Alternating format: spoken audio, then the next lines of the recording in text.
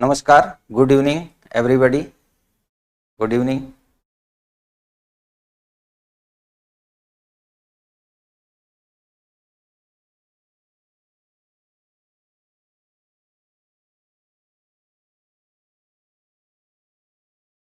नमस्कार डियर। आज हम लोग सीसेट के रीजनिंग खंड पे बात करने जा रहे हैं।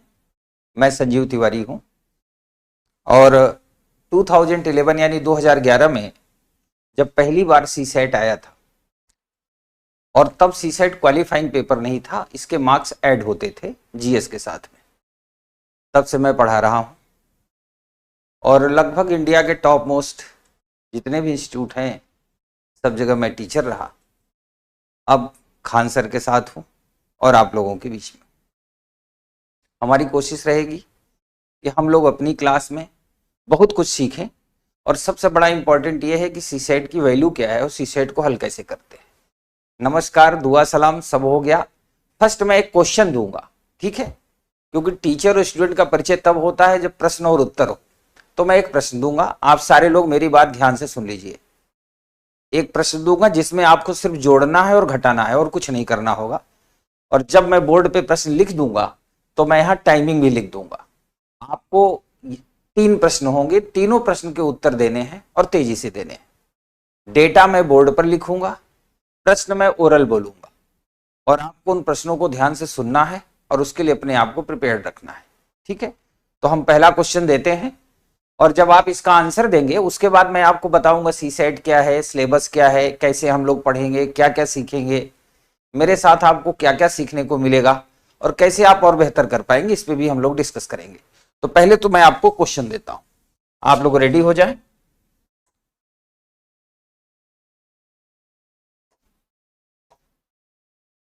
प्रश्न ये है कि मान लो कोई जगह है, पटना ले लेते हैं या मुखर्जी नगर ही ले लेते हैं, वहां कुछ पॉपुलेशन रह रही है। वो आंकड़ा अभी मैं बोर्ड पे लिखूंगा, जिसमें 2878 व्यक्ति भाग लेते हैं किसी प्रोग्राम में, सर्वे में। उसमें से कुछ महिलाएं भी हैं और कुछ पुरुष भी हैं, ध्यान दीजिएगा। तो कुछ लोग पक्ष में वोट देंगे, कुछ विपक्ष में वोट देंगे। कुछ लोग ऐसे भी जो होंगे जो अनिर्णित होंगे यानी अनडिसिसिव होंगे, जो न पक्ष में वोट देंगे न विपक्ष में वोट देंगे। अब यहीं से आप लोगों का टेस्ट शुरू होगा, इसलिए आप सबसे मेरी रिक्वेस्ट है कि आप मेंटली अपने आप को इस बात के लिए तैयार रखें। जैसे मैं डेटा लिखूंगा वैसे ही टाइम आपका स्टार्ट हो जाएगा। फिर मैं 1 मिनट, 2 मिनट, 3 मिनट, 4 मिनट लगातार वेट करता रहूंगा और आपके जो कमेंट्स आते रहेंगे वहां मैं आंसर देखता रहूंगा। आप सबसे एक रिक्वेस्ट और है, क्योंकि मैं चाहता हूं और आप भी शायद यही चाहते होंगे और आपके परिवार भी यही चाहते होंगे कि आप जीवन में सफल हो, आप आईएएस बने, तो इसकी शुरुआत यहीं से होगी। और जब हमें यह पता चल जाएगा कि हमारे साथ कितने लोग जुड़े हुए हैं जिनको एडिशन और सब्सट्रैक्शन आता है तो सो गुड, और नहीं आता तो हम सीखने की भी कोशिश करेंगे। आज के बाद ये गलती ना हो आपसे, ठीक है। तो आप तैयार हो, ये मैं आंकड़ा बोर्ड पे लिखता हूं। 2878 व्यक्तियों ने भाग लिया।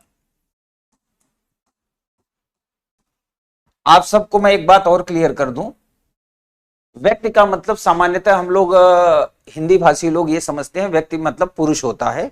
व्यक्ति में महिला पुरुष दोनों आते हैं। इसी तरह पर्सन जब इंग्लिश में होगा तो मेल फीमेल बोथ इंक्लूड होंगे। तो व्यक्ति का मतलब ये आंकड़ा महिला और पुरुष दोनों का है।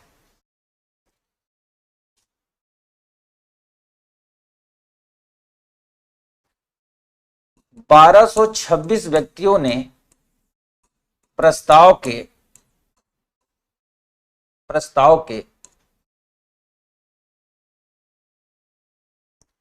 विपक्ष में वोट किया, ठीक है।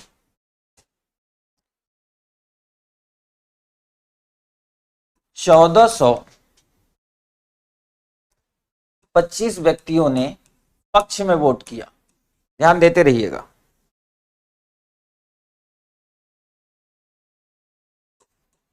कुल सर्वे में भाग लेने वाले पुरुष 1652 थे।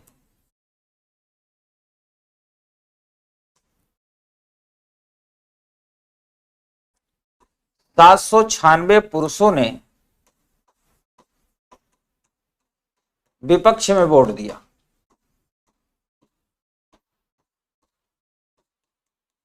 वोट दिया।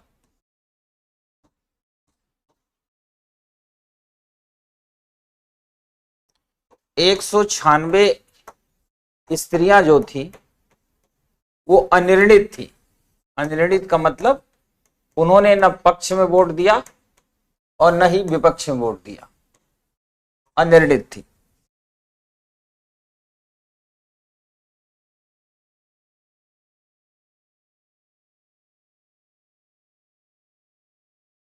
यह है प्रश्न का डेटा। अब आप लोग इसको आराम से ध्यान से देख लीजिए। मैं साइड में हो जाता हूं और यहां से 3 प्रश्न बनते हैं। पहले आप प्रश्न लिख लें, फिर आप डेटा पे फोकस करें। पहला प्रश्न यह है कि कितने पुरुष पक्ष में थे। दूसरा प्रश्न है कितनी स्त्रियां पक्ष में थी। और तीसरा प्रश्न है कितने पुरुष ऐसे थे जो अनिर्णित थे। आप इन तीनों पे फोकस करो। कितनी पुरुष पक्ष में थे, कितनी स्त्रियां पक्ष में थी और कितने पुरुष अनिर्णित थे। आपको ये निकालना है।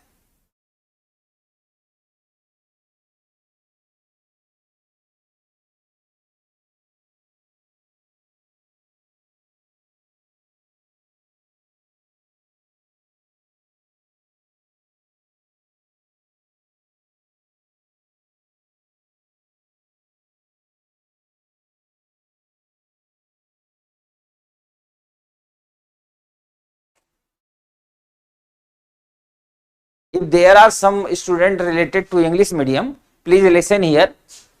2,878 person participating in a seminar. 1226 against. Total 1652 male are participating in survey. 1425 persons are in favor और 796 male are against, 196 female are undecided. Ready हो जाइए।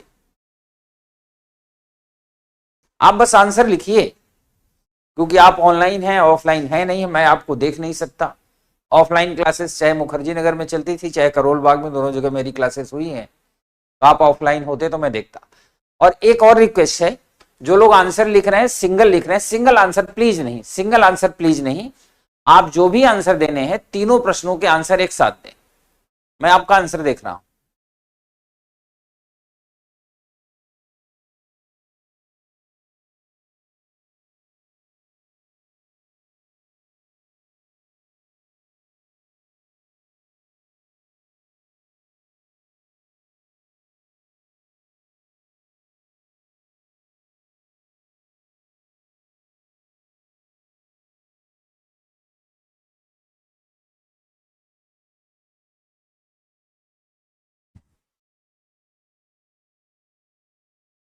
लगभग 2 मिनट आपके हो चुके हैं, फिर भी मैं यहां पे टाइमिंग लिख देता हूं।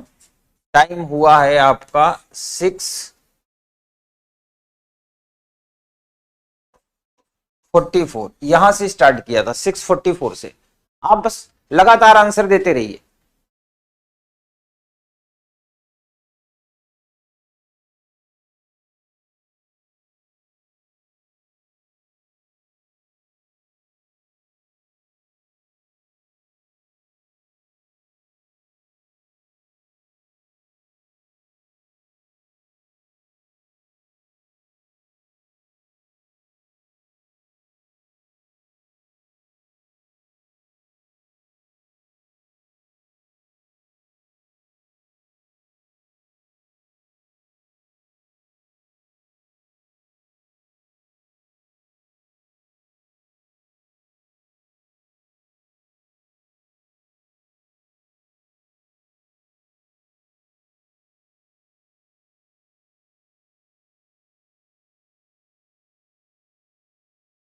वैसे अभी तक इत्तेफाक से बता दें कि सिर्फ एक स्टूडेंट का आंसर आया है। जितने लोग कमेंट कर रहे हैं किसी का राइट आंसर नहीं आ रहा।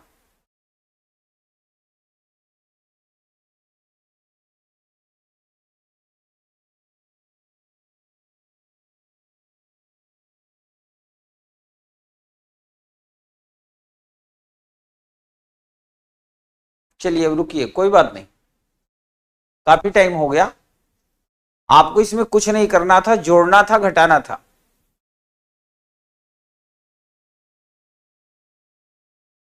नो,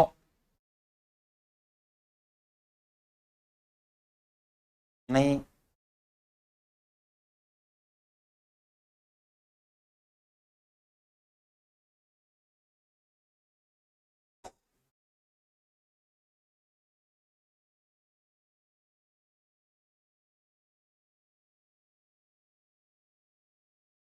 ना,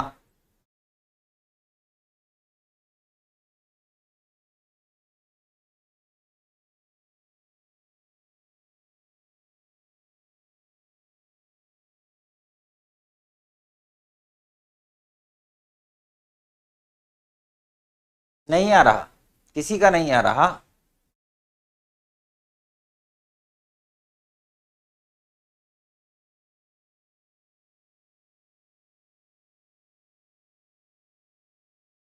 अब आप लोग वेट करें, इस क्वेश्चन का आंसर मैं करवाता हूं और आपको यह बताता हूं कि आपका आंसर क्यों नहीं आ रहा है और आपसे गलती कहां हो रही है ये भी बताऊंगा।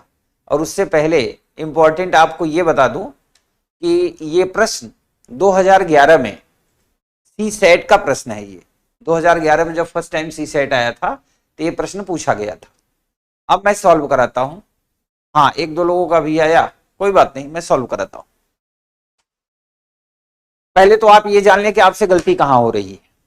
आप मिस्टेक ये कर रहे हैं कि जो आंकड़ा मैंने लिखा है इसको आप व्यवस्थित तरीके से सॉल्व नहीं कर रहे हैं।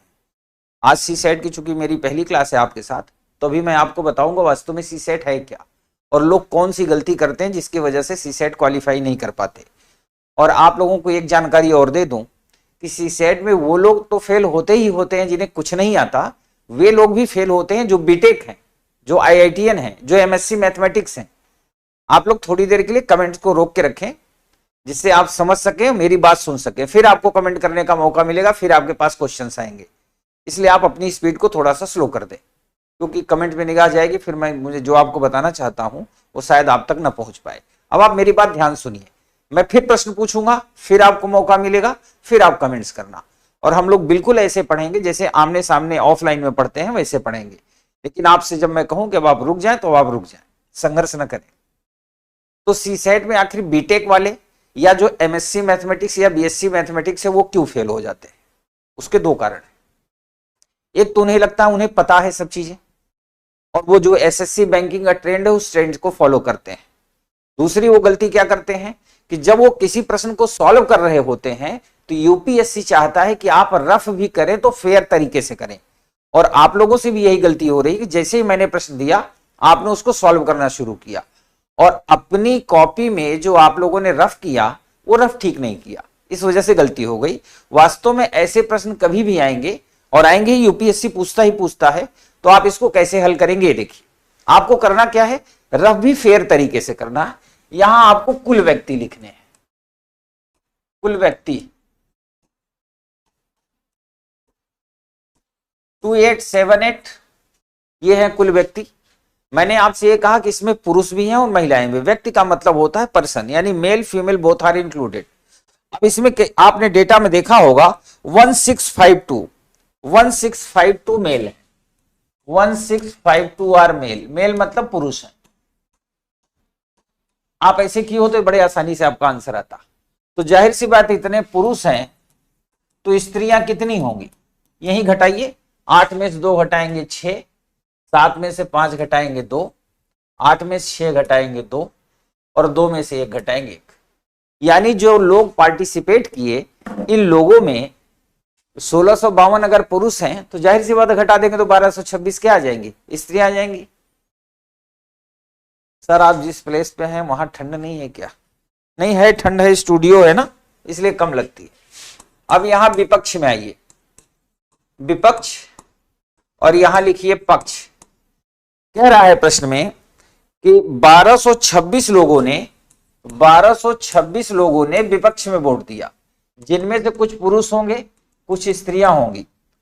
1425 लोगों ने पक्ष में वोट दिया, तो कुछ पुरुष होंगे कुछ स्त्रियां होंगी।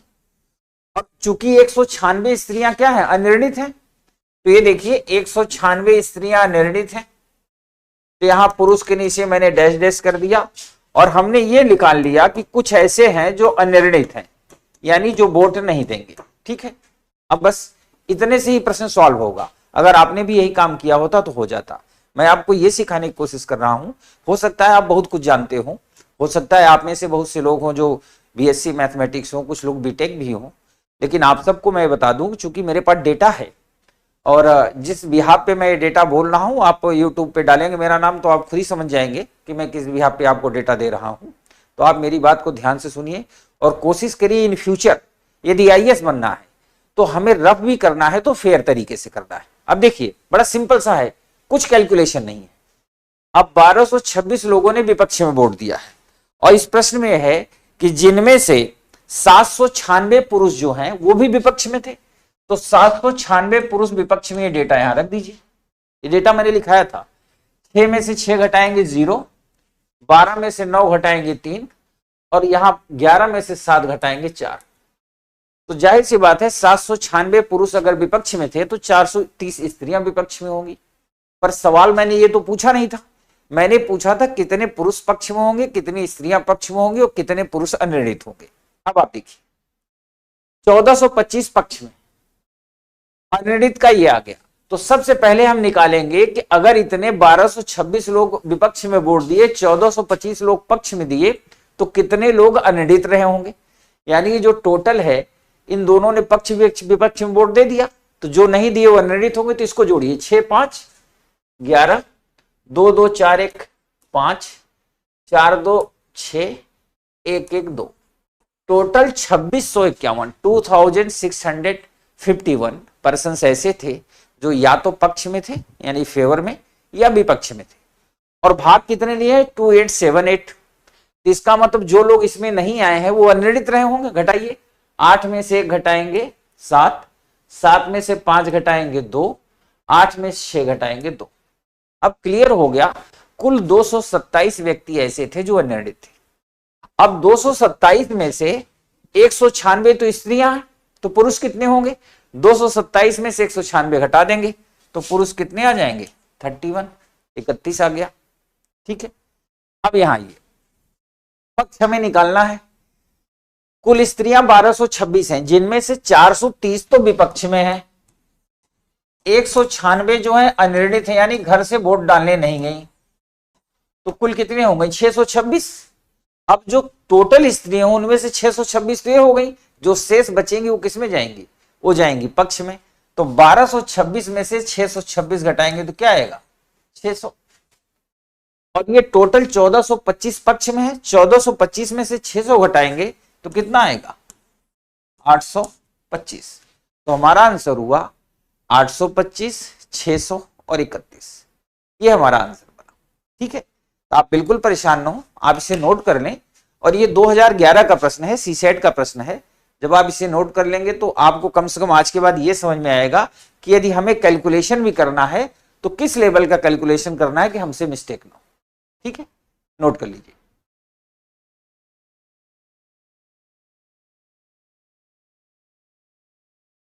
हाँ, जिनका सही था उनको ढेर सारी बधाइयां, उन्हें ढेर सारी शुभकामनाएं, और जिनका नहीं सही था उनको भी ढेर सारी शुभकामनाएं, क्योंकि आज के बाद गलती नहीं होगी। जो ये हो गई ये फर्स्ट और लास्ट गलती होगी, आज के बाद आप गलती नहीं करेंगे। हम नेक्स्ट ट्राई भी करेंगे, आप देख लीजिए, नोट कर लीजिए।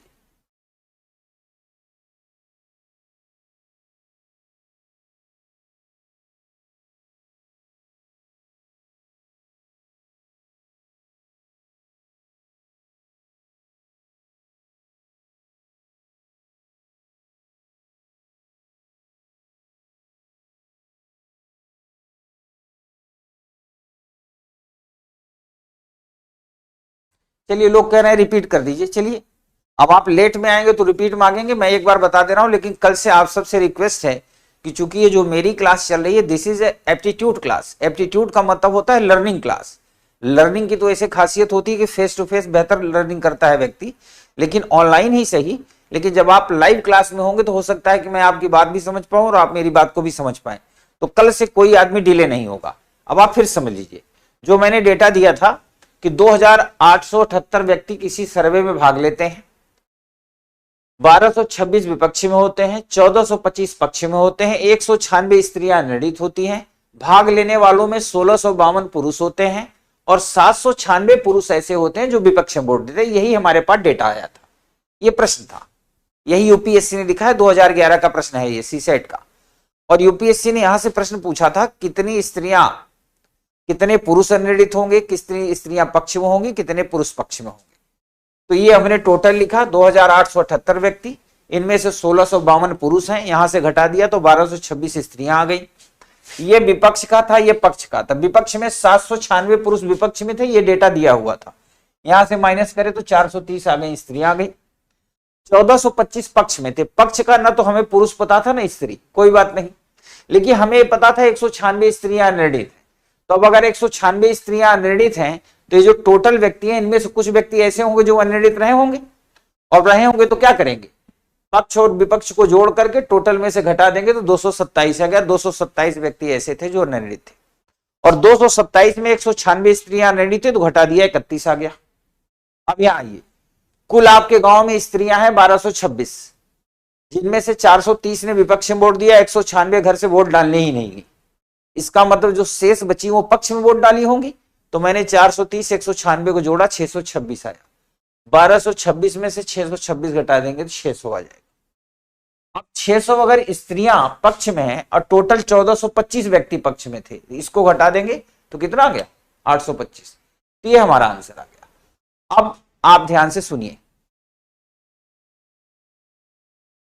About the CSAT. मैं पहले आपको बता दूं सीसेट है क्या, इसका भय कितना है और इस भय से हम बाहर कैसे निकलेंगे। सीसेट को क्लियर करने के लिए हम क्या क्या उपाय कर सकते हैं और सीसेट हमारे किस किस काम आ सकता है हमें सफलता दिलाने में, इस पे भी हम चर्चा करेंगे। इसके अलावा हम लोग सिलेबस पे भी डिस्कस करेंगे। ध्यान से सुनिए हमारी बात। सीसेट के बारे में बड़ा फेमस चुटकुला है मेरा, हो सकता है आप में से कुछ लोगों ने वीडियो में देखा भी हो, और नहीं देखा है तो देख लीजिएगा, और नहीं तो मैं भी आपको सुना देता हूं। ऑफलाइन क्लास में अक्सर सुनाता हूं, आप एक ध्यान से सुनिए। एक बार की बात है, दो साथी गए इंटरव्यू देने के लिए, खूब ध्यान सुनिएगा। इंटरव्यू देने के लिए गए, एक साथी इंटरव्यू देने अंदर जब गया तो बोर्ड मेंबर ने पूछा कि आपने कोट पैंट टाई पहन रखी है, आप एक ट्रेन के कोच में यात्रा कर रहे हैं, कोच में एसी है नहीं, खिड़कियां दरवाजे सब बंद हैं, फैन है नहीं, और आप जब अंदर बैठ गए आपको गर्मी लगने लगी, तो आप क्या करेंगे। तो उस लड़के ने कहा कि मैं खिड़की खोल दूंगा।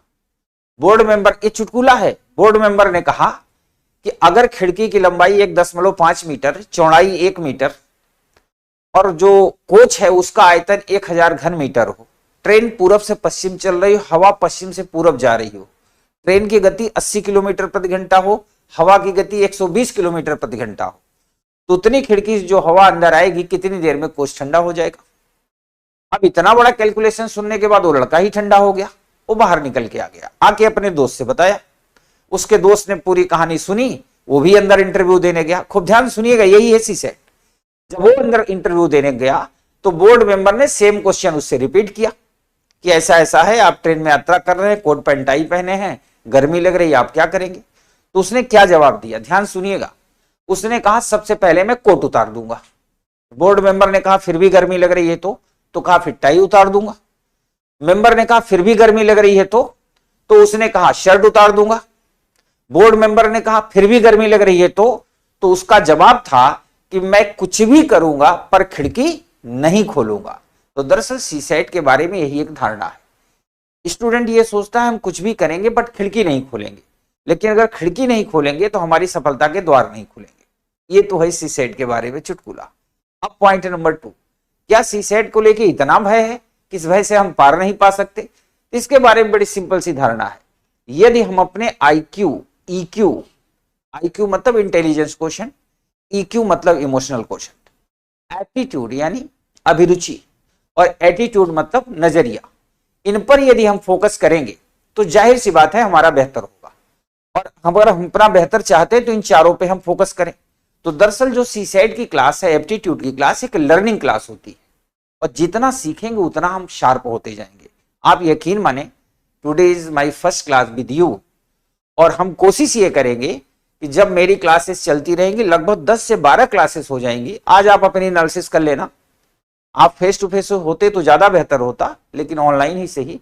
आज आप मेरी क्लास कर रहे हैं पहली बार, आज आप अपनी एनालिसिस कर लीजिए।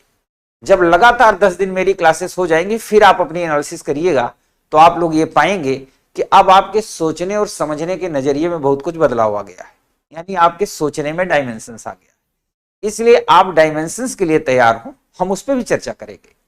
अब जो रही बात सीसेट के भय को लेकर के, तो कई विद्यार्थी बेचारे ऐसे हैं जिनका कैलकुलेशन बहुत कमजोर है। जब वो मैथ्स की ओर भागते हैं तो देखते हैं ज्यादातर जो मार्केट बाजार में पुस्तकें हैं वो एसएससी बैंकिंग वाली हैं, क्योंकि सीसेट लेवल का क्वेश्चन केवल 2011 से 2023 तक आया हुआ है, और हर साल यूपीएससी एक नया प्रश्न देता है। तो सवाल है कि जब यूपीएससी नया प्रश्न देता है, उससे हम फाइट कैसे करेंगे? तो मैं उसका भी तरीका आपको बताता हूं। आप एकदम निश्चिंत रहिए, कैसे आप फाइट करेंगे, आपके आईक्यू और ईक्यू में बदलाव कैसे होगा, आपका एप्टीट्यूड शार्प कैसे होगा, इस पे भी हम कोशिश करेंगे। तो मैं आपको छोटी सी फिर एक कहानी बताता हूं। एक बार की बात है, एक बहुत महान राजा हुआ करता था। उसने ऐलान किया कि मैंने एक महल बनवाया है, उस महल पे मैंने एक गेट लगवा दिया है, और उस गेट को किसी मैथमेटिकल कैलकुलेशन से मैंने डिकोड कर दिया है, और वो मैथमेटिकल कैलकुलेशन ऊपर लिखा हुआ है। जो भी व्यक्ति आके इसको डिकोड करेगा तभी गेट खुलेगा, और जब डिकोड करके गेट खोल देगा तो उसको मैं ये महल भी दान दे दूंगा और हजारों जो है स्वर्ण मुद्राएं दान दूंगा। अब आप ध्यान से सुनना, यही है सीसेट। यूपीएससी ऐसे ही करता है, गेट बना दिया, बोल दिया इसको डिकोड कर दिया गया है, कोड कर दिया गया है, जो डिकोड करेगा वो खोलेगा। अब लोग जो एमएससी हैं, जो बीएससी हैं, जो बीटेक हैं, जो सो कॉल्ड मैथमेटिशियन हैं, कुछ आर्यभट्ट टाइप के भी लोग हैं, वो वहां गए, और जब गए तो उन्होंने उसको डिकोड करना शुरू किया। कई दिनों तक चलता रहा, पर वो गेट डिकोड नहीं हुआ, और डिकोड नहीं हुआ तो खुला नहीं। लेकिन फिर एक लड़का आप लोगों की तरह जो सीसेट की तैयारी करता था, केजीएस आईएएस में पढ़ता था, खान ग्लोबल स्टडीज के, और मेरा स्टूडेंट था, तो उसके दिमाग में आया, वो भी वहां गया। जब वहां गया तो उसने देखा कि तमाम लोग बैठे हुए हैं और बैठ करके ध्यान लगा रहे हैं कि कैसे इसको हम डिकोड करें। तो वो गया वहां पे, थोड़ी देर के लिए आंख बंद किया, मुश्किल से 10 सेकंड के लिए, और जाकर के गेट को धक्का दे दिया। और जैसे उसने गेट को धक्का दिया, गेट खुल गया। अब चारों तरफ तालियां बजने लगी, लोगों ने कहा वाह भाई, बहुत बड़ा मैथमेटिशियन है, कैसे इसने खोल दिया। तो जब उससे पूछा गया कि आपने ये चमत्कार कैसे कर दिया, उसने कहा मैंने कोई चमत्कार नहीं किया, because I am student of CSAT, I am student of KGS IAS. मैंने सिर्फ ये देखा कि जो ये बताया जा रहा है कितनी बड़ी समस्या है, तो मैं ये चेक करने गया था क्या कोई समस्या है। तो जैसे ही मैंने गेट को पुश किया, गेट खुल गया, कोई समस्या थी ही नहीं। तो दरअसल सीसेट के भय को हम ऐसे ही निकालेंगे। सीसेट भय है नो डाउट दो लोगों के लिए, जो कैलकुलेशन बेहतर नहीं करेंगे। कैलकुलेशन मतलब जैसे मैंने दिखाया कि आप रफ भी फेयर तरीके से करिए, और दूसरा किसी भी बात को समस्या मानने से पहले हम उसको चेक करेंगे कि वो समस्या है भी कि नहीं। ठीक है, तो ये सीसेट की बात हो गई। अब हम चलते हैं इसके सिलेबस की ओर, कुछ थोड़ा सा इसके सिलेबस पे डिस्कस कर लेते हैं, फिर हम आएंगे सीधा टॉपिक पे। इसका जो सिलेबस है, आप लोगों में से बहुत लोग होंगे जो इसके सिलेबस के बारे में पहले से जानते होंगे, या उन्होंने डिस्कशन इसका सुना भी होगा, और नहीं सुना है तो ये देख लीजिए, मैं आपको डिस्कस कर रहा हूं। जो इसका पहला पोर्शन है वो है कॉम्प्रहेंशन। आपको ये बता दूं कि ये जो कॉम्प्रहेंशन है वो कॉम्प्रहेंशन अनसीन पैसेज नहीं जो 10th और 12th में आया करता था। ये दरअसल लॉजिकल रीजनिंग है। लॉजिकल रीजनिंग का मतलब एजम्पशन, कंक्लूजन, इन्फरेंस, आर्गुमेंट, मतलब अवधारणा, निष्कर्ष, अनुमान और तर्क। अब सवाल यह है कि ये तो हम लोगों ने कभी पढ़ा ही नहीं बचपन में, और कभी तार्किक क्षमताओं का विकास भी नहीं किया, किसी बुक में इसके बारे में डिटेल में मिलता भी नहीं है। तो जब डिटेल नहीं मिलता है तो यहां से हम पार कैसे पाएंगे।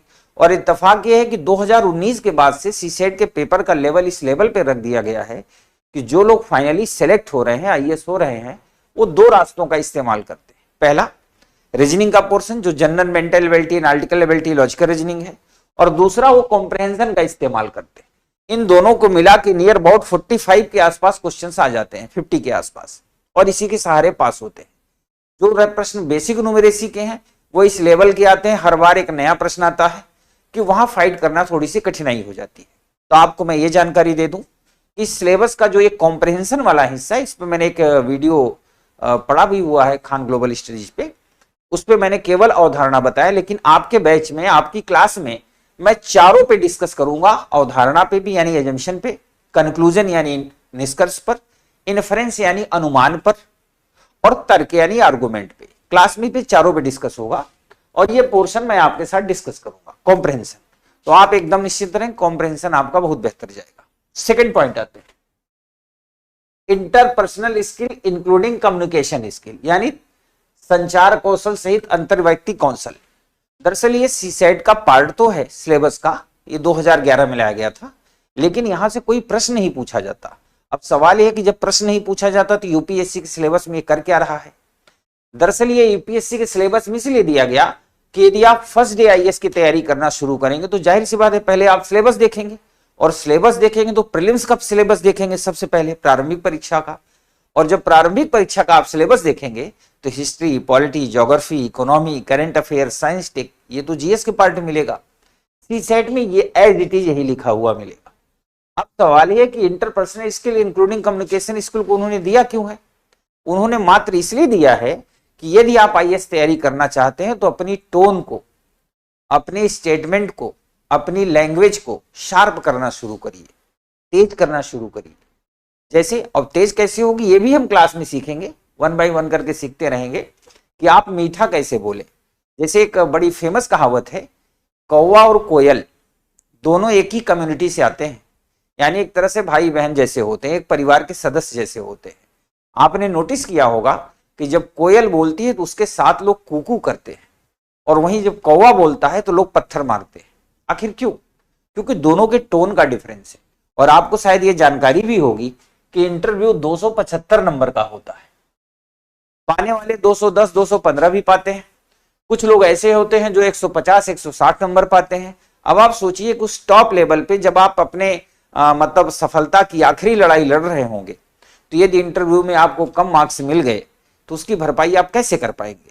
कोई प्रीलिम से बाहर हो गया तो दुखी होता है, और जो इंटरव्यू से बाहर होगा उसे कितना दुख होगा। तो आप सबसे मेरी ये रिक्वेस्ट है कि आज से आप इंटरपर्सनल कम्युनिकेशन स्किल पे फोकस करना शुरू करें। और ये कैसे होगा? आप घर में हैं, परिवार में हैं, माता पिता हैं, या आप किसी से फोन पे भी बात कर रहे हैं, तो कोशिश करें जिन शब्दों का आप इस्तेमाल करें वो शब्द अच्छे हों। दूसरी बात, कुछ सेंटेंस ऐसे हों जिसमें कोटेशन हो, कुछ स्लोगन्स आपको याद हो, इंग्लिश में स्टेटमेंट याद हो, हिंदी में दोहे याद हो। यानी आप अपनी भाषा को अभी शार्प बनाना शुरू करिए। और ऐसा आप इसलिए करिए क्योंकि एक दिन में नहीं होगा, इसमें सालों 1 साल भी लग सकता है, 1.5 साल भी लग सकता है, 2 वर्ष भी लग सकते हैं, 6 महीने भी लग सकते हैं, लेकिन इससे पहले होगा नहीं। तो आप इंटरपर्सनल कम्युनिकेशन स्किल पे अभी से फोकस करना शुरू कर दीजिए यदि आप लाइफ में कुछ बड़ा करना चाहते हैं तो। और ऐसा नहीं है, कुछ ऐसे भी होते हैं कि अगर मैं आईएएस न बना तो यदि आईएएस नहीं बनेंगे और आपकी भाषा मीठी होगी तो जाहिर सी बात है आपके लिए सफलता के दरवाजे हमेशा खुलेंगे। तो आप सब जो मेरे स्टूडेंट मेरे साथ लाइव हैं और जो बाद में भी देखेंगे, उन सबको मेरा सजेशन भी है और मेरी रिक्वेस्ट भी है। रिक्वेस्ट इसलिए कर रहा हूं कि मैं टीचर हूं, रिक्वेस्ट करूंगा तो हो सकता है आप माने। तो आप कोशिश करिए कि आपकी भाषा इतनी सुंदर हो कि जब आप बोलें तो इंटरव्यू में आपको वैसे ही मार्क्स मिल जाए। ठीक है, आगे देखते हैं। Logical reasoning and analytical ability. Logical reasoning analytical ability, ये पोर्शन भी मैं आपके साथ डिस्कस करूंगा। इस पोर्शन को मैं ही आपको साथ डिस्कस करूंगा, मैं ही पढ़ाऊंगा आपको, और यहां से भी बहुत अच्छे प्रश्न पूछे जाते हैं। अब इंपॉर्टेंट है कि लॉजिकल रीजनिंग एनालिटिकल एबिलिटी का महत्व क्या है। तो आपने देखा होगा जीएस में भी, जब आप ग्रेजुएशन किए होंगे या जब आप 12th में भी रहे होंगे, या कुछ लोग पोस्ट ग्रेजुएट होंगे, या जिन्होंने मेंस वगैरह का पेपर देखा होगा, उसमें प्रश्न पूछता है कि उपरोक्त प्रश्न का विश्लेषणात्मक व्याख्या कीजिए। तो जब हम किसी बात की एनालिसिस करना जान जाते हैं, एनालिसिस कौन व्यक्ति कर पाता है? जिसके पास अपनी समझ होगी, और समझ आती है लॉजिक से। तो ये logical reasoning and analytical ability वाला पोर्शन भी मैं डिस्कस करूंगा। जो मैंने कहा ना कि 10 दिन बाद आप अपनी एनालिसिस करेंगे तो आप पाएंगे कि अब आप बेहतर स्थिति में हैं। तो ये तभी संभव होगा जब हम लोग इस पे फोकस करेंगे। चौथा पोर्शन है decision making and problem solving. Decision making, problem solving भी यूपीएससी सिलेबस में का महत्वपूर्ण हिस्सा है, और ये दरअसल अब आता है मुख्य परीक्षा में, यानी मेंस में, एथिक्स, इंटीग्रिटी, एप्टीट्यूड के पेपर में। वहां केस स्टडी दी जाती है, इसलिए इसको हमें मजबूत रखना होता है। अब सवाल है कि डिसीजन मेकिंग और प्रॉब्लम सॉल्विंग का हमारे जीवन में क्या उपयोग है। तो आपको बता दूं, डिसीजन मेकिंग, प्रॉब्लम सॉल्विंग का हमारे जीवन में उपयोग ही उपयोग है। जैसे फॉर एग्जांपल, जैसे आप सुबह उठे, क्या ड्रेस पहनना है, क्या खाना खाना है, पीला वाला पहनना है, नीला वाला पहनना है, खाने में ये खाना है कि ये नहीं खाना है, क्लास आज लेनी है कि नहीं लेनी है, तमाम तरह की प्रॉब्लम हमारे लाइफ में होती हैं। तो वहां से हम डिसीजन मेकिंग के पोर्शन पे फोकस करते हैं। नेक्स्ट है जनरल मेंटल एबिलिटी, यानी सामान्य मानसिक योग्यता। सामान्य मानसिक योग्यता की हमें आवश्यकता पड़ती ही पड़ती है, इसे भी हम कर लेते हैं। आगे आते हैं, लास्ट पोर्शन है बेसिक न्यूमरेसी और डेटा इंटरप्रिटेशन। ये क्लास आपकी में से बहुत लोग हैं जो ये ऑलरेडी मैथ्स की क्लास ले चुके हैं। मैथ्स का मतलब मैथ्स नहीं, मैथमेटिक्स नहीं, मैथ्स का मतलब बेसिक न्यूमरेसी क्लास ले भी लिए होंगे, आगे आप क्लास लेंगे भी। जो टीचर आपको पढ़ाते थे वही ये पोर्शन पढ़ाएंगे, ये पोर्शन मैं डिस्कस नहीं करूंगा। तो ये था हमारा सिलेबस का हिस्सा। और इस सिलेबस के हिस्से के बाद अब हम आ जाएंगे टॉपिक पे। सवाल है कि स्टार्टिंग में कौन कौन से टॉपिक हम कवर करेंगे, किस किस पोर्शन से स्टार्ट करेंगे।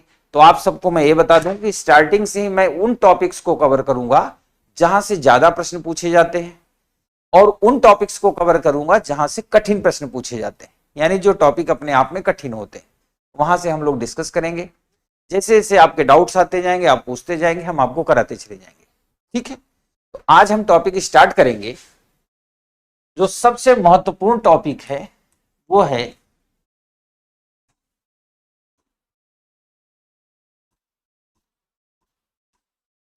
कैलेंडर।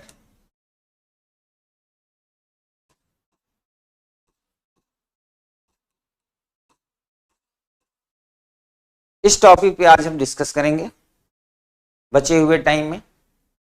और आप सबसे मेरा, हाँ, किसी ने पूछा है कि क्या 10th लेवल के प्रश्न आते हैं। हाँ डियर, 10th लेवल का प्रश्न आता है। अगर आपको पता हो तो अभी जो मैंने प्रश्न पूछा था इस क्लास के स्टार्टिंग में, वो जोड़ने घटाने का था, वो तो 4th लेवल का प्रश्न था। लेकिन प्रॉब्लम यह है कि 4th लेवल का प्रश्न होने के बावजूद भी अगर 2.5 से 3 मिनट में, यानी 3 या 4 मिनट में भी अगर आंसर नहीं आता तो इसका कोई मतलब नहीं रह जाएगा। जिन लोगों को लगता है कोई टॉपिक हो गया है, हाँ मैं बिल्कुल समझ रहा हूं, आप बिल्कुल एकदम निश्चिंत रहें। मैं पहले एक प्रश्न पूछूंगा, जितने लोग कह रहे हैं हो गया है पहले आप उत्तर दे दीजिएगा, फिर हम लोग जो है किसी और टॉपिक पे आ जाएंगे। आप बिल्कुल निश्चिंत रहिए। अब आप सारे लोग एक प्रश्न का उत्तर देने के लिए तैयार हो जाइए। आपको एक प्रश्न का उत्तर यह देना है कि वर्ष में टोटल 12 महीने होते हैं। मैं इस टॉपिक पे आऊंगा। वर्ष में 12 महीने होते हैं, जनवरी से दिसंबर, ये सबको पता होगा। आपको सिर्फ ये बताना है, लिखना है कमेंट में, कौन कौन से महीने ऐसे होते हैं जो किसी अधिवर्ष यानी लीप वर्ष में जिनका कैलेंडर समान होता है। अब आप कमेंट करना शुरू करें। कौन कौन से महीने अधिवर्ष में ऐसे होते हैं जिनका कैलेंडर समान होता है। कैलेंडर समान का मतलब अगर किसी पर्टिकुलर महीने में 10 तारीख को संडे है तो अगले महीने में भी 10 तारीख को संडे ही होना चाहिए। लिखिए।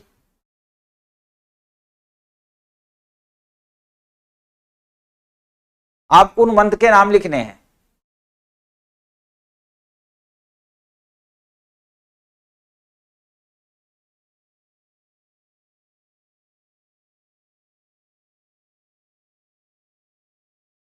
जितने लोग ये लिख रहे थे कैलेंडर हो गया है, वो इसका आंसर दें।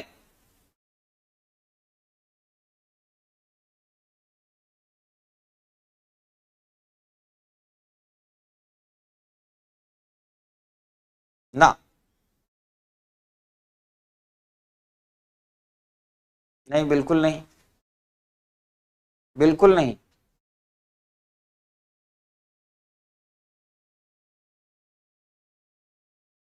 बिल्कुल नहीं।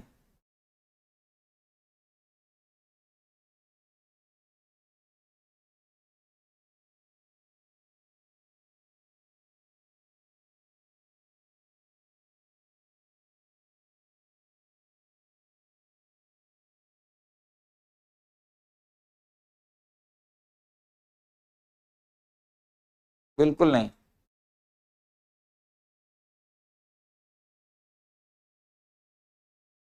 चलिए, समझ गया।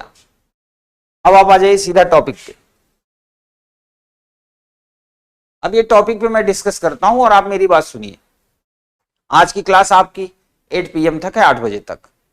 और जितने लोग क्लास में लाइव बैठे हैं, आप सबसे मेरा वादा है कि जब ये क्लास ओवर होगी तो जितनी बातें हम लोग डिस्कस करेंगे ये आपको एज इट इज हूबहू याद रहेगी। आप ओड इवन नंबर्स की दुनिया से बाहर निकलो, ओड इवन की दुनिया से बाहर निकलो और आप रियल सी सेट पढ़ो। और जब आप, मैंने कहा ना कि जब आप सर्च करेंगे मेरे बारे में तो आप समझ जाएंगे कि मैं कहाँ कहाँ पढ़ाता था और किस जगह पढ़ाता था। आप यूट्यूब पे डालेंगे संजीव तिवारी तो आपको पता चल जाएगा। खैर चलिए अब हम सीखते हैं। एक साल में कुल 12 महीने होते हैं। 12 महीनों के मान नाम लिख देता हूं, जनवरी, फरवरी, मार्च, अप्रैल, मई, जून, जुलाई, अगस्त, सितंबर, अक्टूबर, नवंबर और दिसंबर। अब अपने कमेंट को रोकिए, पढ़िए। ऑनलाइन का मतलब होता है कि जब आपके सामने क्वेश्चंस हो तो आप कमेंट करें। अगर कंटिन्यू आप कमेंट करेंगे तो फिर पढ़ेंगे कैसे, आप सीखेंगे कैसे। और शेष बातें आप बाद में सर्च कर लेना, क्लास के बाद भी सर्च कर सकते हो। इधर देखिए, हाँ बिल्कुल सही लिखा। जनवरी, फरवरी, मार्च, अप्रैल, मई, जून, जुलाई, अगस्त, सितंबर, अक्टूबर, नवंबर, दिसंबर। इसको मैंने शॉर्ट में लिखा है, इसे इस पे कोई आदमी आपत्ति ना करे, क्योंकि बड़े में लिखेंगे तो जाहिर सी बात है बोर्ड पे जगह कम पड़ जाएगी। ये जनवरी से लेके दिसंबर तक ये 12 महीने हैं। आप मेरा बात ध्यान से सुनिए, उसके बाद ये टॉपिक आपको इतना याद आ जाएगा कि बिल्कुल आपका सारा काम हो जाएगा। बस अब आप ये देखिए, जनवरी से दिसंबर ये 12 महीने हैं। मैंने आपसे सवाल ये पूछा था, किसी भी लीप वर्ष के वो कौन कौन से महीने होते हैं जिनका कैलेंडर समान होता है। लोग लिख रहे हैं पर सही नहीं लिख पा रहे हैं। चलिए कोई बात नहीं, अब आज के बाद आप गलती नहीं करेंगे। मैं आपको दोनों सिखाता हूं। किसी साधारण वर्ष में कौन कौन से महीने होते हैं जिनका कैलेंडर समान होता है, किसी अधिवर्ष यानी लीप वर्ष में कौन कौन सा कैलेंडर होता है मंथ का जो समान होता है। और आपको खास बात यह बता दूं कि यूपीएससी ने यहां से प्रश्न भी पूछा था। अब आप सीख भी जाएंगे, आज के बाद सीख क्या जाएंगे, आपको याद हो जाएगा पूरी तरीके से।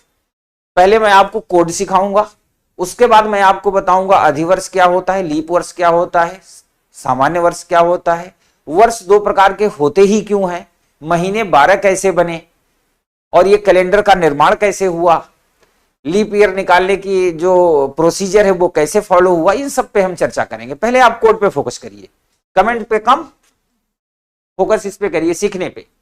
जनवरी, फरवरी, मार्च, अप्रैल, मई, जून, जुलाई, अगस्त, सितंबर, अक्टूबर, नवंबर, दिसंबर, ये 12 महीने होते हैं। आप में से सबको पता होगा जो 12 का वर्ग होता है स्क्वायर वो होता है 144, 144। तो आप ऐसे लिखिए नीचे 144, 025, 036, 146। आपने कैसे पढ़ा है, कब पढ़ा है, कहां पढ़ा है, उस दुनिया से बाहर निकल आओ। आज एक नए तरीके से सीखो और जब क्लास खत्म होगी तो इस टॉपिक के जहां तक आज हम लोग पढ़ेंगे यहां तक के आप मास्टर होंगे। आप ध्यान से देखिए, जनवरी से दिसंबर ये 12 महीने हैं। 12 का कोड 144 होता है। 144, 025, 036, 146 लिखा हुआ है यहां पर। इसका मतलब जनवरी का कोड 1, फरवरी का 4, मार्च का 4, अप्रैल का 0, मई का 2, जून का 5, जुलाई का 0, अगस्त का 3, सितंबर का 6, अक्टूबर का 1, नवंबर का 4 और दिसंबर का 6 है। अब अगर यहां से कोई प्रश्न पूछे कि कौन कौन से मंथ के कैलेंडर समान होंगे, चूंकि ये जो कोड हमने लिखा है ये सामान्य वर्ष के हैं, तो अब आप ध्यान से देखिए, जनवरी का कोड 1 है, अक्टूबर का कोड 1 है, तो जनवरी और अक्टूबर का कैलेंडर समान होगा। 2023 जिसका दिसंबर महीना चल रहा है, 2023 एक सामान्य वर्ष है। यदि आपके घर पे कैलेंडर रखा हो तो आप ओपन करके देख सकेंगे क्लास के बाद, अभी नहीं, कि जनवरी का और अक्टूबर का कैलेंडर एकदम सेम मिलेगा आपको। फरवरी, मार्च और नवंबर का कैलेंडर बिल्कुल सेम मिलेगा। अप्रैल और जुलाई का कैलेंडर एकदम समान मिलेगा। सितंबर और दिसंबर का एकदम आपको समान मिलेगा। आप ये चेक कर सकते हो साइंटिफिक तरीके से। अब सवाल ये है कि ये तो हमें पता है कि जिनका जिनका कोड समान है उनका मंथ समान होगा, पर ये कोड याद कैसे रहेगा। तो आप देखो, आपने बचपन में काउंटिंग की होगी, ये देखिए 1 2 3 4 5 6 7 8 9 10 11 12, ये 12 महीने हो गए। अब यहां पे हम काउंट करेंगे 144, 025, 036, 146। तो आप लोग ऑनलाइन जहां भी बैठे हुए हैं, जहां भी मोबाइल पे या टैब पे आप या लैपटॉप पे देख रहे हैं क्लास, जब मैं बार बार बोलूं तो आप इसको ध्यान सुनिएगा और याद भी करने की कोशिश करिएगा। 144, 025, 036, 146। और आज सोने के पहले तक इसको रूटीन बना लीजिए। जब खाना खाने लगिए, कोई पूछे कि कोड क्या है, तो आप क्या बोलेंगे 144 025 036 146। किसी का फोन भी आ रहा हो तो आप हेलो ना बोलें, उसको बोले 144 025 036 146। आशा करता हूं कि जो लोग इसको देख रहे हैं और जो लोग सुन रहे हैं उनमें से बहुत लोगों को याद भी हो गया होगा। देखिए जनवरी से दिसंबर ये 12 महीने हैं। इन 12 महीने का कोड इस सीधा सीधा बोर्ड पे लिखा हुआ है। इसको आप बेहतरीन तरीके से काउंट कर ले। मान लिया किसी को अक्टूबर महीना चाहिए, 1 2 3 4 5 6 7 8 9 10 ये होता है अक्टूबर। ये देखो 144 025 036 146 यानी 1 अक्टूबर का कोड क्या हो जाएगा 1। बड़ा सिंपल सा है, याद हो जाएगा अब आपको। और आप में से बहुत से लोग होंगे जिनको याद भी हो गया होगा। बस आपको करना यह है कि आज रात सोने तक कोई पूछे और भाई क्या हाल चाल है, तो आपको बोलना है 144 025 036 146। सामने वाले का काम बने या ना बने, आपका काम बन जाएगा। मम्मी पूछती है और रोटी चाहिए, तो बोलना 144 025 036 146। अब आप ध्यान से देखेंगे जिन जिन मंथ का कोड समान है उन सब का कैलेंडर समान है। आज के बाद कभी भी यहां से प्रश्न पूछेगा तो आपको कोई भी दिक्कत नहीं आएगी, किसी भी तरह की दिक्कत नहीं आएगी। बस आपको कोड याद रखना है और मैं समझता हूं कोड अब आपको याद भी हो गया होगा। 144 025 036 146 तो ये एक कोड है। अब जो मैंने प्रश्न पूछा था, मैंने क्या पूछा था, किसी लीप वर्ष में कौन कौन से महीने होंगे जिनका कैलेंडर समान होगा। आइए देखते हैं। यह है साधारण वर्ष का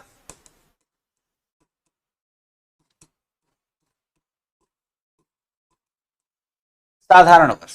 लीप वर्ष को हिंदी में कहते हैं अधिवर्ष और इंग्लिश में कहते हैं लीप वर्ष। जैसे साधारण वर्ष को इंग्लिश में जनरल ईयर कहते हैं, वैसे ही लीप वर्ष को हिंदी में अधिवर्ष कहते हैं। तो अधिवर्ष और साधारण वर्ष। अब आप ध्यान से सुनिएगा।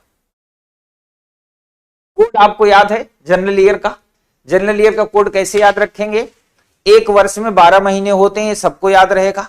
और 12 का स्क्वायर होता है 144। ठीक है, तो 144 025 036 146 फिंगर पे याद रखेंगे। 144 025 036 146।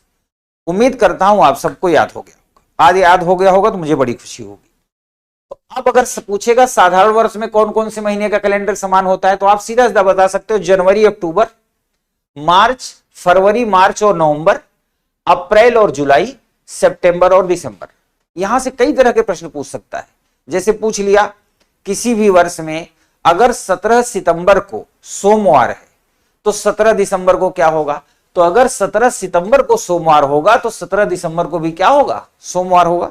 आगे हम लोग प्रश्न भी यहां से करेंगे बहुत सारे, बट आप आज इंपॉर्टेंट ये था कि आपको ये कोड याद।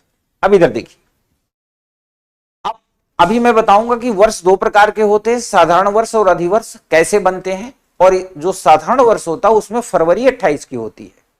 जब वर्ष अधिवर्ष होगा तो फरवरी कितनी की हो जाएगी, 29 की हो जाएगी, यानी एक दिन ज्यादा हो जाएगी। तो जब एक दिन ज्यादा हो जाएगी तो जनवरी और फरवरी का कोड एक एक दिन कम हो जाएगा, यानी अधिवर्ष में जनवरी का कोड क्या हो जाएगा 0, एक कम हो जाएगा, और फरवरी का कोड भी एक कम हो जाएगा, क्या हो जाएगा 3, और शेष कोड एज इट इज बना रहेगा, यानी और कोड पे कोई फर्क नहीं पड़ेगा। खूब ध्यान से सुनिए।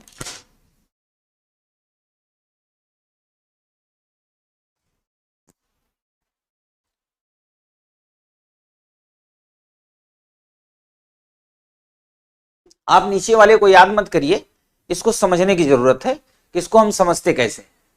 ऊपर वाला आपको याद है पूरी तरह से 144 025 036 146, 144 025 036 146। उम्मीद करता हूं कि ये अब नहीं याद होगा तो फिर बड़ा मुश्किल होगा। पुराने कोड की दुनिया से बाहर निकलिए और ये देखिए 144 025 036 146, इतना याद रखेंगे। अब कोई भी विद्यार्थी जो थोड़ा सा कॉमन सेंस रखेगा उसे पता है कि जब लीप वर्ष आएगा तो फरवरी एक दिन ज्यादा हो जाती है। तो जब लीप वर्ष पूछेगा तो फरवरी का कोड एक कम कर देंगे, 4 में से एक कम करेंगे 3, और जनवरी में से एक कम करेंगे तो क्या हो जाएगा 0 हो जाएगा। अब मैंने जो प्रश्न पूछा था कि लीप वर्ष के कौन कौन से मंथ होंगे जिनका कैलेंडर समान होगा, तब देखिए जनवरी, अप्रैल और जुलाई। जनवरी का भी 0 होगा, अप्रैल का भी 0 होगा और जुलाई का भी 0 होगा, तो ये 3 महीने समान होंगे। फरवरी का 3 हो जाएगा और 3 किसका है? अगस्त का, तो फरवरी और अगस्त का कोड समान हो जाएगा।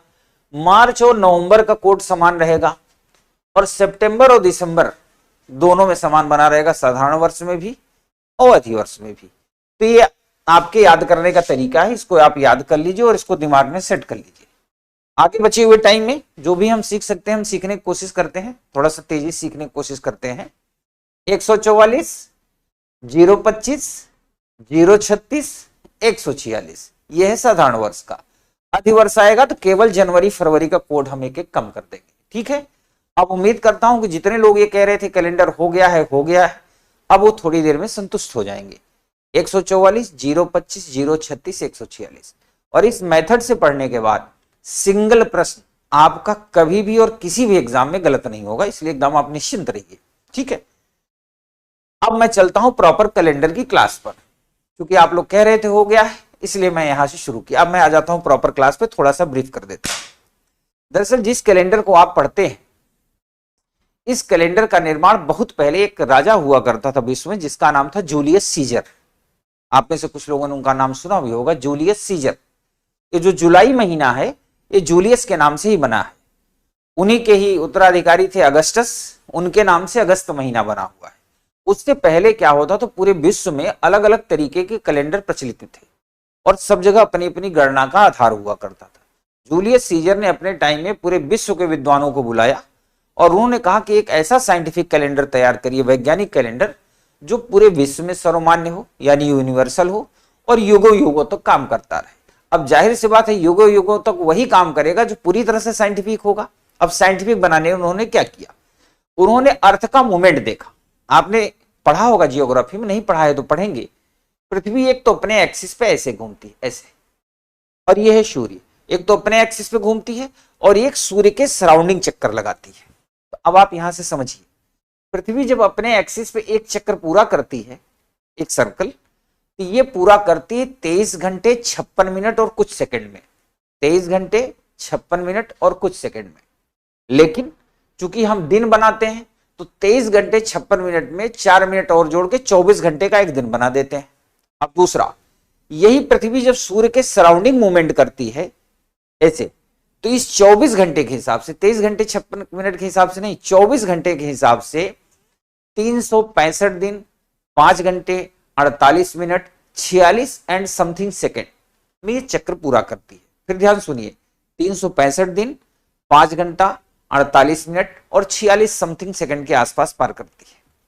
अब सवाल यह था कि जो 365 दिन है, यहां से तो वर्ष बनाया जा सकता है दिन में डिवाइड करके, लेकिन जो 5 घंटा 48 मिनट 46 समथिंग सेकंड आ रहा है, इसका क्या करेंगे। तो उन विद्वानों ने यह चर्चा किया, हम वर्ष को 2 भागों में बांटते हैं। पहला का नाम उन्होंने रखा साधारण वर्ष, और कहा इस साधारण वर्ष में 365 दिन लिए जाएंगे। 365 दिन, जो आप जानते हैं, अभी हमने चर्चा किया।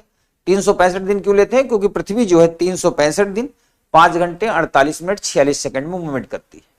365 दिन लेके उन्होंने साधारण वर्ष बनाया। साधारण वर्ष की खासियत क्या होगी, जो फरवरी होगी वो 28 दिन की होगी, ठीक है। अब इसके बाद आपने अभी ध्यान से सुना था कि 365 दिन 5 घंटा 48 मिनट 46 सेकंड, तो जाहिर सी बात है 365 दिन लेकर के तो वर्ष बना दिया गया। अब जो ये 5 घंटा 48 मिनट 46 सेकंड है, इसका क्या हुआ, तो ये 5 घंटा 48 मिनट 5 घंटा 48 मिनट 5 घंटा 48 मिनट और 5 घंटा 48 मिनट 4 वर्षों तक इकट्ठा किया गया। तो तब भी ये 24 घंटे के बराबर नहीं होता, 23 घंटे 12 मिनट के आसपास होता है। लेकिन अब 23 घंटे 12 मिनट तक पहुंच गया, तो अप्रोक्स उन्होंने उसको 24 मान करके एक दिन बना दिया। अब ये उधारी कहां भरेंगे वो आगे हम आपको बताएंगे, कि जो 23 घंटे 12 मिनट हो रहे थे पर बढ़ाया गया एक दिन, एक दिन का मतलब होता है 24 घंटे, तो जो 48 मिनट एक्स्ट्रा आया है ये कहां जाएगा आगे जाके, ये भी कैलेंडर में हम आपको बताएंगे। तब उन्होंने क्या किया, एक दूसरा वर्ष बनाया जिसका नाम उन्होंने रखा अधिवर्ष। अधिवर्ष में उन्होंने कहा 366 डेज फरवरी जो होगी इसमें 29 डेज,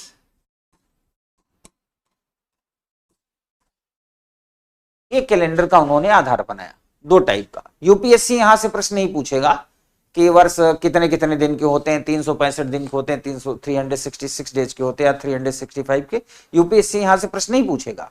लेकिन यूपीएससी जो प्रश्न पूछेगा उसके लिए आपका यह जानना ज्यादा जरूरी है कि इसको हम कैसे समझते हैं। तब आप ध्यान सुन लीजिए, साधारण वर्ष होता है, अधिवर्ष होता है। साधारण वर्ष में 365 दिन होंगे, फरवरी 28 की होगी। अधिवर्ष में 366 डेज होंगे और फरवरी 29 डेज की होगी। ये तो हम जान गए वर्ष दो प्रकार के होंगे, यहां से यूपीएससी प्रश्न नहीं पूछेगा। अब सवाल यह है कि कोई वर्ष साधारण वर्ष है या अधिवर्ष, इसको हम कैसे फाइंड करेंगे? तो हम क्या करेंगे, किसी भी वर्ष में 4 से भाग देंगे।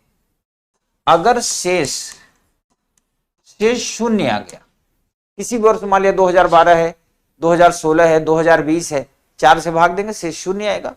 तो यदि शेष शून्य आएगा तो अधिवर्ष होगा, यानी लीप वर्ष होगा। अन्यथा साधारण वर्ष कहा जाएगा।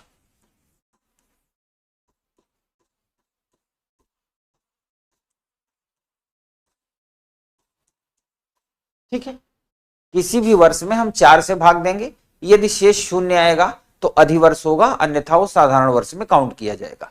ठीक है, अब इसके बाद एक कंडीशन और होती है, आपसे अभी मैंने डिस्कस किया था तो आपने एक पॉइंट नोट किया होगा कि मैंने कहा कि वो जो फरवरी एक दिन बढ़ाई जा रही थी, तो एक दिन का मतलब 24 घंटे होता है, जबकि हमारे पास जो कलेक्शन था वो 23 घंटे 12 मिनट के आसपास था, तो 48 मिनट के आसपास कम पड़ रहा था। तो ये जो 48 मिनट इकट्ठा लेते जा रहे थे, ये उधार हो रहा था। तो उस समय के जो विद्वान थे उन लोगों ने आपस में ये डिस्कस किया कि ये उधारी हम लोग 400 वर्षों तक लेंगे। कब तक? 400 वर्षों तक, 400 ईयर तक, और उसके बाद वहां से 3 सेंचुरी हम कम कर देंगे। तो इसके लिए उन लोगों ने एक तरीका निकाला कि कोई वर्ष अगर सिंपल सा वर्ष है तो 4 से भाग देंगे, शेष शून्य आएगा तो अधिवर्ष होगा, अन्यथा सामान्य वर्ष होगा। लेकिन कोई वर्ष यदि शताब्दी है, शताब्दी मतलब सेंचुरी, अगर कोई वर्ष शताब्दी का मतलब जिसमें डबल जीरो हो, जैसे 100, 200, 300, 500, 1800, 1900, 2100, 2200, 2300, ये सब शताब्दियां। तो यदि कोई वर्ष शताब्दी होगा, ध्यान देने की बात है, तो इसको हम 4 से नहीं, किससे भाग देंगे? 400 से। और आप जितने लोग क्लास देख रहे हैं, आप एकदम निश्चिंत रहिए, जितनी बातें मैं क्लास में बता रहा हूं ये सारी बातें मैं आपको रटा दूंगा जब क्लास खत्म होगी तो। और बीच बीच में जब अगला टॉपिक भी चलता रहेगा तो मैं पिछला आपको कवर कराता रहूंगा। तो एकदम आप निश्चिंत रहिए, एकदम निश्चिंत रहिए। शताब्दी वर्ष होगा तो हम 400 से भाग देंगे। 400 से भाग देने पे यदि शेष शून्य आता है, शेष शून्य है तो अधिवर्ष, अन्यथा सामान्य वर्ष होगा, अन्यथा सामान्य वर्ष होगा। इन दोनों पॉइंट्स को आप नोट कर लीजिए। इन दोनों पॉइंट्स को नोट को, हो सकता है आप में से कुछ लोगों को पहले से पता हो, इन दोनों पॉइंट्स को नोट कर लीजिए, फिर इसके आगे हम बढ़ते हैं।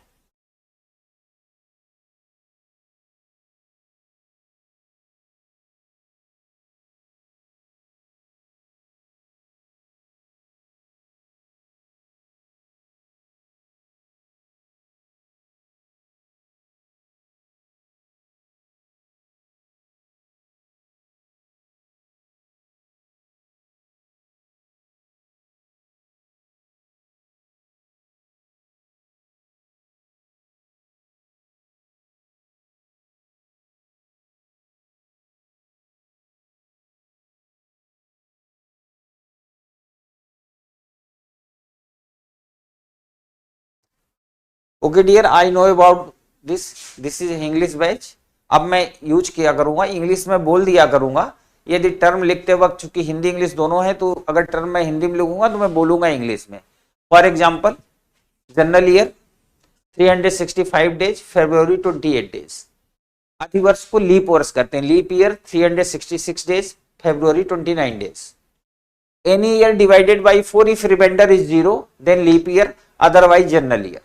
But if year related to the century, if there are a century year, तो सेंचुरी को हम 400 से डिवाइड करेंगे, if reminder is 0 then leap year, otherwise it's general year. बड़ा सिंपल सा था, इतना उम्मीद करता हूं सबको याद हो गया। ठीक है, अब मैं आपको दो बातें और बताता हूं, खुद ध्यान सुनिए। अब तक हमने क्या पढ़ा, ईयर टू टाइप्स के होंगे, general year, leap year. General year में 365 डेज होंगे, लीप ईयर में 366 डेज होंगे। जनरल ईयर में फरवरी 28 की होगी और लीप ईयर में फरवरी 29 की होगी। इतना याद किया। वन ईयर में 12 मंथ होते हैं, आप सबको याद होगा, दादाजी मम्मी पापा याद कराए होंगे, और आपको ये भी बताए होंगे कि कौन सा महीना कितने दिन का होता है। तो हिंदुस्तान की एक ही उपलब्धि है, हर बच्चे को यह पता होता है, यहां गिनना है। ऊपर वाला 31 है और नीचे वाला फरवरी को छोड़ करके 30 कहा जाएगा। फरवरी 28-29 की होगी और नीचे वाला 30 कहा जाएगा, ये सबको पता होगा। ये एग्जाम में पूछेगा तो आप कैलकुलेट कर लेंगे। इसके अलावा जो इंपॉर्टेंट था यूपीएससी के दृष्टिकोण से, यूपीएससी ये प्रश्न पूछेगा कि साधारण वर्ष के कौन कौन से महीने का कैलेंडर समान होता है, अधिवर्ष के कौन कौन से महीने का कैलेंडर समान होता है, या कोई पर्टिकुलर क्वेश्चन बना देगा कि किसी 10 मार्च को किसी मंथ में शनिवार है, किसी वर्ष में 10 मार्च को शनिवार है, तो वो नीचे 4 ऑप्शन देगा कि दिए गए विकल्पों में से किस विकल्प पे ये रिपीट करेगा। यूपीएससी ऐसा प्रश्न बनाता है, हम लोग प्रीवियस ईयर क्वेश्चन में भी इसको करेंगे। तो एक तो वर्ष दो प्रकार के होंगे, जनरल ईयर, लीप ईयर, याद हो गया। जनवरी से दिसंबर आपने ये पढ़ लिया, इसका कोड अब आपने याद कर लिया है। कोड है 144 025 036 146, 144 025 036 146।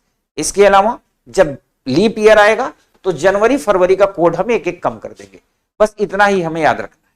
ठीक है, अब चलते हैं हम और आगे की ओर। आपको पता ही होगा सप्ताह में 7 दिन होते हैं। लोगों को यह डाउट होता है कि ये 7 दिनों में कौन सा दिन सोमवार से शुरू होता है सप्ताह या रविवार से शुरू होता है। तो मैं आपको ये बता दूं कि जब ये कैलेंडर बना था तो Sunday he the first day, यानी संडे ही पहला दिन होगा। मंडे हमारे यहाँ पहला दिन इसलिए मानते हैं क्योंकि संडे को छुट्टी होती है, तो लोग मान लेते हैं सप्ताह का पहला दिन है मंडे यानी सोमवार, जबकि रियलिटी ये है according to the science of calendar, calendar का जो विज्ञान है इसके हिसाब से संडे होता है पहला दिन।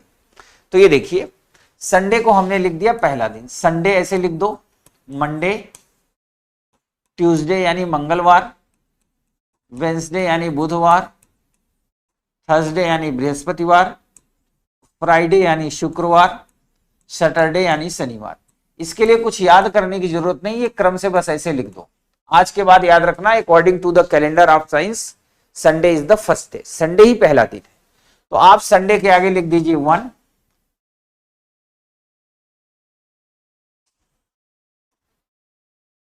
संडे 1, मंडे 2, ट्यूसडे 3, 4, 5, 6 और सैटरडे को कहते हैं 7। सैटरडे को 7 के अलावा 0 भी कहते हैं। अब सवाल है कि सैटरडे को 7 के अलावा 0 क्यों कहते हैं। तो आपने देखा होगा जब हम वृत्त बनाते हैं सर्कल, क्योंकि ये 7 दिन का सर्कल चलता है ना, Sunday Monday Tuesday Wednesday Friday Saturday, फिर संडे मंडे ट्यूसडे ऐसे चलता है। तो आपने देखा होगा जब आप कोई वृत्त बनाते हैं तो जहां से आप शुरू करेंगे वहीं लास्ट पॉइंट आता है, फिर वहीं से शुरू होता है, फिर वहीं लास्ट होता है, यानी स्टार्टिंग ही लास्ट होती है सर्कल में। तो ये जो दिन होते हैं सर्कुलर होते हैं, सर्कुलर होते हैं। तो जाहिर सी बात है जब सर्कुलर होंगे तो 1 2 3 4 5 6 7 आएगा और उसके बाद फिर 1 2 3 4 5 6 7 आएगा। तो सैटरडे को हम 7 भी कहते हैं और 0 भी कहते हैं। खूब ध्यान सुनिए। और आप लोगों ने सुना होगा, आप लोगों में से जिन लोगों ने हिस्ट्री पढ़ी होगी थोड़ी बहुत, और अगर ऑप्शनल में नहीं पढ़ा है, जनरल स्टडी में नहीं पढ़ा है, या आपने केजीएस में नहीं पढ़ा है, तो आपने इतिहास तो बचपन में पढ़ा ही होगा, नहीं 12th में पढ़ा होगा तो 6 7 8 में पढ़ा होगा। तो आपने इतिहास में नोटिस किया होगा, इतिहास दरअसल होता क्या है, इतिहास को कहते हैं तारीखों और घटनाओं का संकलन। अब मैं इतिहास भी इसलिए गया कि इतिहास भी डेट से रिलेटेड होता है, और शायद एक ऐसा पॉइंट में जो देने जा रहा हूं हो सकता है आपको न पता हो, तो आज के बाद याद रहेगा। जैसे फॉर एग्जाम्पल आज है 19 दिसंबर यानी 19/12/2021, आज की तारीख यही है। इससे यह पता चलता है कि कैलेंडर 2021 साल पहले का है, लेकिन यह इससे पहले भी था। ठीक है, अब देखिए इसका मतलब कोई तो ग्राउंड जीरो रहा होगा। ग्राउंड जीरो का मतलब कोई एक समय रहा होगा जहां 1 माना गया होगा, 1 जनवरी 1 ईस्वी। उसके बाद आज की जो तारीख है वो है 19/12/2023। तो 2023 से पहले भी दुनिया थी ना, उससे पहले भी कैलकुलेशन था, लेकिन जिस राजा ने इसको बनवाया, बाद में पॉप ग्रेगरी जॉन पॉल द्वितीय थे, उसमें कुछ अमेंडमेंट भी किए थे। एट प्रेजेंट इसको इंटरनेशनल कैलेंडर कहते हैं, नेशनल कैलेंडर कहते हैं। अब देखिए ये ग्राउंड जीरो है, तो बनाने वालों ने इसको ग्राउंड जीरो बनाया। बनाने के बाद अब आपने देखा होगा इतिहास में दो डेट होती है, एक डेट होती है बीसी और एक डेट होती है एडी। ये आपने इतिहास में देखा होगा, बिफोर क्राइस्ट, ये आप लोगों ने देखा होगा। तो ज्यादातर लोगों को इसका फुल फॉर्म पता होता है बिफोर क्राइस्ट, सही बात है, सबको पता होता है, लेकिन बहुत कम लोग होते हैं जिसे ये पता होता है कि इसका फुल फॉर्म क्या होगा। दरअसल इसका फुल फॉर्म होता है एनो डोमिनी। एनो डोमिनी इंग्लिश शब्द नहीं है, लैटिन शब्द है। इसका मतलब होता है बिफोर क्राइस्ट, इसका मतलब होता है एनो डोमिनी। आप ये 6 क्लास की एनसीईआरटी में देखेंगे ना, 6 क्लास की पहले टॉपिक में ही लास्ट में आपको मिलेगा। एडी का मतलब होता है एनो डोमिनी। अब सवाल ये होता है बिफोर क्राइस्ट तो इंग्लिश शब्द है, पता चल रहा है ईसा से पहले। एनो डोमिनी, एनो डोमिनी तो इंग्लिश शब्द है नहीं, तो वास्तव में एनो डोमिनी का मतलब क्या होता है? अब आप लिखिए कमेंट में, what is the real sense of anno domini, लिखिए लिखिए, I am waiting. Anno domini, what is the sense of anno domini, Google search मत कर लेना, एनो डोमिनी।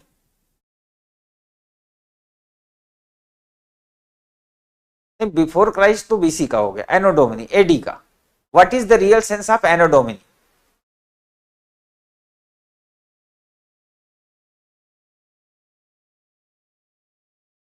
कोई बात नहीं डियर, आप जब टाइम मिलेगा तो आप 6 क्लास की एनसीईआरटी के पहले टॉपिक में लास्ट में जाएंगे, वहां एनो डोमिनी का मतलब होता है in the year of Lord. Good, in the year of Lord, तो ये दिया होता है। लेकिन मैं आपसे ये कहना चाह रहा हूं कि जब आप आईएएस तैयारी कर रहे हैं तो जो भी पढ़े, जैसे मैंने कहा ना कि जब आप मेरी 10 दिन क्लास ले लेंगे तो आपके सोचने समझने के तरीके में बदलाव आ जाएगा। यानी किसी भी बात को आप कितनी गंभीरता से लें ये आप सीख जाएंगे। 6 क्लास में आइए। तो बीसी का मतलब बिफोर क्राइस्ट, एडी का मतलब एनो डोमिनी, और एनो डोमिनी का अर्थ होता है in the year of Lord. कोई बात नहीं, आज के बाद आप याद रखना, क्योंकि एक हमारे परिचित थे, वो उत्तर प्रदेश पीसीएस का इंटरव्यू दे रहे थे और उन्होंने हिस्ट्री से एमए किया था और उनका तब ऑप्शनल भी हिस्ट्री हुआ करता था। उनसे बोर्ड में यही सवाल पूछ लिया था कि एनो डोमिनी का रियल सेंस क्या होता है, वो नहीं बता पाए थे। तो मैं ये चाहता हूं कि आपके सामने कभी ये चीज आए तो आप परेशान ना हो। तो ये देखिए, सप्ताह में 7 दिन होंगे, 7 days in a week. Sunday first day, second, third, fourth, fifth, sixth, seventh, 7 and 0, ठीक है। ये आप याद कर लीजिए, यही बोर्ड पे लिखा है, यही क्लास, मेरी क्लास में कभी आप ये ना सोचा करिए कि क्लास के बाद याद करेंगे। पहली बात तो कुछ चीज याद करने लायक है नहीं, और यदि याद करने लायक है तो यही याद करके यही समाप्त कर देना है, क्लास के बाद नहीं। संडे पहला दिन, Monday, Tuesday, Wednesday, Thursday, Friday, Saturday, ये 7 दिन होते हैं। अब आप यहां देखिए, अभी अभी हम लोगों ने कोड लिखा था, जनवरी, फरवरी, मार्च, अप्रैल, मई, जून, जुलाई, अगस्त, सितंबर, अक्टूबर, नवंबर और दिसंबर। एवरीबॉडी, आप सबको कोड याद है। एक वर्ष में 12 महीने होते हैं, 12 का वर्ग 144 होता है, तो इसका कोड होगा 144 025 036 146। उम्मीद करता हूं कि जितने लोग क्लास ले रहे हैं लगभग सबको याद हो गया होगा, और नहीं याद हुआ है तो दुर्भाग्यपूर्ण है। 144 025 036 146। हमें ये पता है संडे फर्स्ट डे होगा, Monday second, Tuesday third, Wednesday fourth, Thursday 5, Friday 6 और सैटरडे 7 and 0 होगा। आप उस दुनिया से बाहर निकल आए जब मंडे फर्स्ट डे आप मानते थे, क्योंकि संडे हम भारत में छुट्टी होती तो मंडे पहला दिन मानते हैं, लेकिन कैलेंडर के साइंस में संडे ही पहला दिन है और यही दिन होगा भी। इसलिए एकदम जो मैं आपको डेटा दे रहा हूं इसको आप निश्चिंत होकर नोट करिए। 2011 से सीसेट पढ़ा रहा हूं, आपको पहले इंट्रोडक्शन दे दिया हूं। 2011, 12, 13 में सीसेट क्वालिफाइंग नहीं था। उस टाइम के तमाम स्टूडेंट थे जो सीसेट क्लास ले थे, आज अलग अलग प्रदेशों में कोई आईएएस है, कोई आईपीएस है, कोई कहीं पे आईएफएस में है। इसलिए आप निश्चिंत होकर नोट करिए, Sunday first day, Saturday 7th and 0। जनवरी से दिसंबर ये 12 महीने होंगे, 144 025 036 146। अब डियर हम लोग फाइंड करने जा रहे हैं डेट, कि डेट कैसे निकालेंगे। तो एक हम डेट ले लेते हैं 15 अगस्त 1947। अब सवाल है कि 15 अगस्त 1947 ही क्यों लिया? क्योंकि ये डेट हम लोगों के स्वतंत्रता दिवस के तौर पर मनाई जाती है और मानते हैं कि इस तारीख पे देश स्वतंत्र हुआ था और हम लोग सेलिब्रेट भी करते हैं। और मैंने डेट लिया इसलिए कि यूपीएससी कभी भी इत्तेफाक से या किसी एग्जाम में यहां से संबंधित आपसे प्रश्न पूछा जा सकता है। तो आज आपको यह भी पता चल जाएगा कि वास्तव में ये कौन सा दिन होता है और आप सीख भी लेंगे। अब 15 अगस्त 1947 हमें फाइंड करना है। अब आपने ऑड इवन से जो पढ़ा उसको भूल जाइए, अब आप एकदम नए तरीके से सीखिए। इधर देखिए, सबसे पहले हम ले लेंगे डेट, तारीख ले लिया। डेट डेट यहां दी हुई है 15, तो ये हमने 15 ऐसे लिख दिया। खूब ध्यान से देखिए, कमेंट से कम फोकस करिए, एक बार सीख लीजिए उसके बाद कमेंट करिएगा, खूब ढेर सारे हम सब पढ़ लेंगे। 15 अगस्त 1947, ठीक है। सबसे पहले हमने 15 ले लिया, 15 है तारीख। अब हम आप देखिए यहां 8वां महीना, 8वां क्या होता है? अगस्त होता है।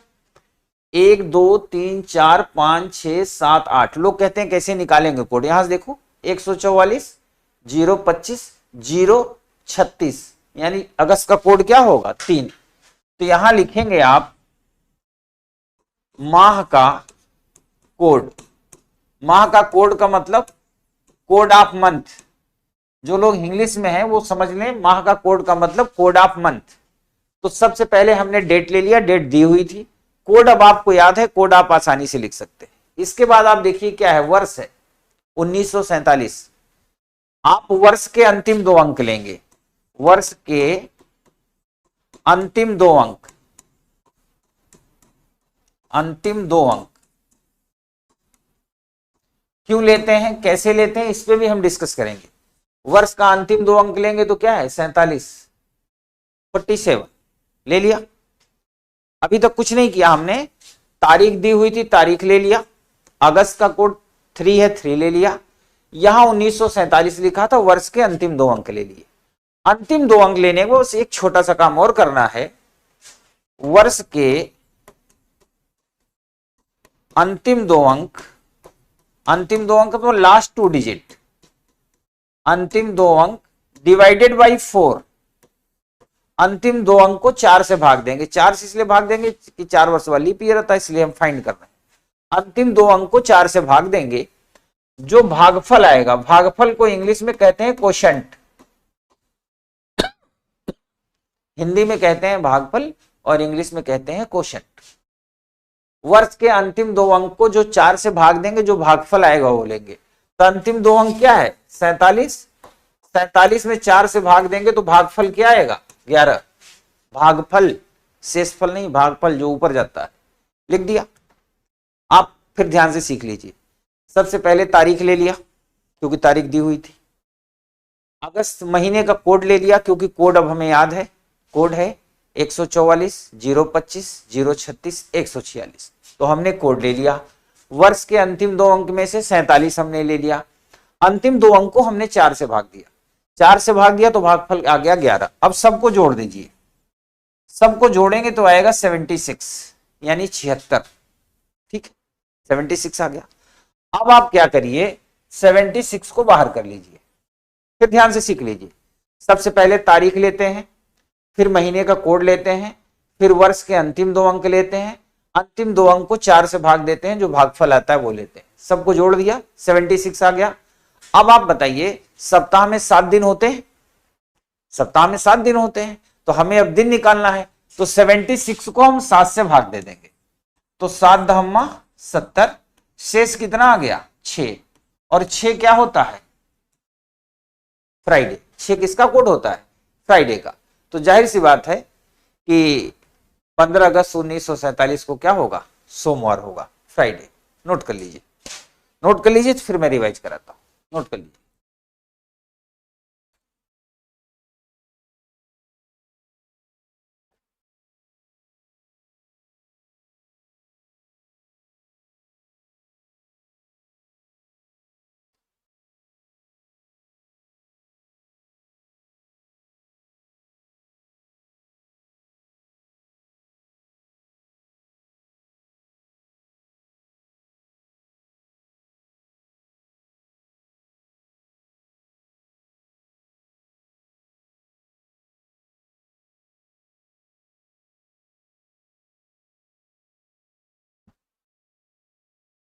नोट कर लीजिए, अभी मैं यही हूं, और भी प्रश्न करते हैं।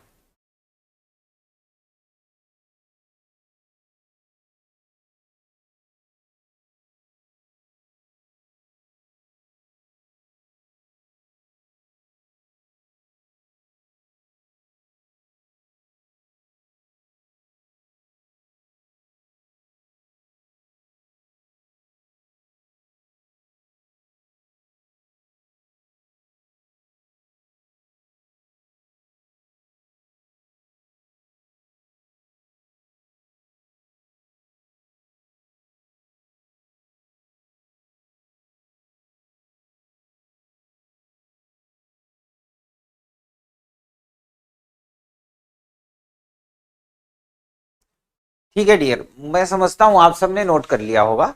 एक प्रश्न तो मैंने कराया कि 15 अगस्त 1947 को फाइंड करेंगे तो क्या आएगा। तो ये देखिए, सबसे पहले तारीख लेते हैं। सवाल ये नहीं कि आपका आंसर आ गया, सवाल ये है कि जो हम लोग ये 1.5 घंटे क्लास में इतनी मेहनत करके पढ़ रहे हैं तो ये आपको याद हो जाए ना, क्योंकि बहुत कुछ याद करना है आपको। तो ये देखिए, सबसे पहले हमने तारीख लिया, फिर महीने का हमने कोड लिया। महीने कोड हमें याद है, साथ ही साथ बोलते रहिए 144 025 036 146। तो मंथ का कोड ले लिया 3। अब वर्ष दिया है, वर्ष के अंतिम 2 अंक लेने हैं, चाहे जो वर्ष हो, अंतिम 2 अंक ले लिया 47 आ गया। अंतिम 2 अंक को 4 से भाग देंगे, जो भागफल आएगा वो ले लेंगे। सबको जोड़ दिया, जोड़ने पे 76 आ गया। सप्ताह में 7 दिन होते हैं, हमें 7 से भाग देना है।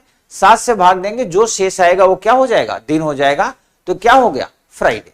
ठीक है, अब देखिए एक प्रश्न और करते हैं। ये मैं हटा देता हूं और सब लिखा रहेगा, और पहले आप 1 मिनट ट्राई करेंगे, फिर उसको मैं सॉल्व कराऊंगा। और आप कोशिश करेंगे कि आपको कॉपी ना करना पड़े। ठीक है, एक तारीख मैं यहां लिख रहा हूं, 10 अप्रैल 1913, सॉरी 10 अप्रैल 1913। फाइंड करिए, आपके पास 1 से 1.5 मिनट का समय है, फटाफट फाइंड करिए। कोशिश करिए 40 सेकंड में आ जाए, 50 सेकंड में आ जाए, 20 सेकंड में आ जाए, आप कोशिश करिए। 10 अप्रैल 1913।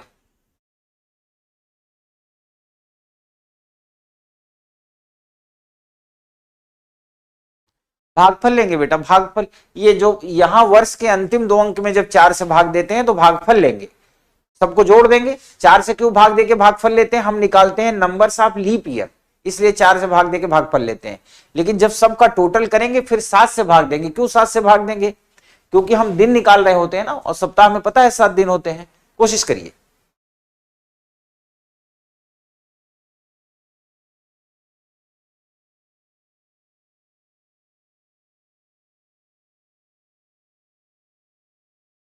चलिए देखिए, मैं निकलता हूं। सबसे पहले हमने दिन ले लिया, तारीख ले लिया 10, चौथा महीना 144 जीरो, अप्रैल का कोड क्या होगा, 0 ले लिया। वर्ष के अंतिम 2 अंक क्या है, 13, ये ले लिया।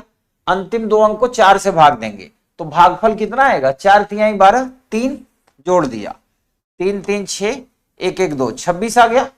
अब हमें पता है कि जितना टोटल आएगा, ये देखिए लास्ट 2 डिजिट में 4 से भाग देंगे, भाग देने के बाद जो भागफल आएगा वो लेंगे।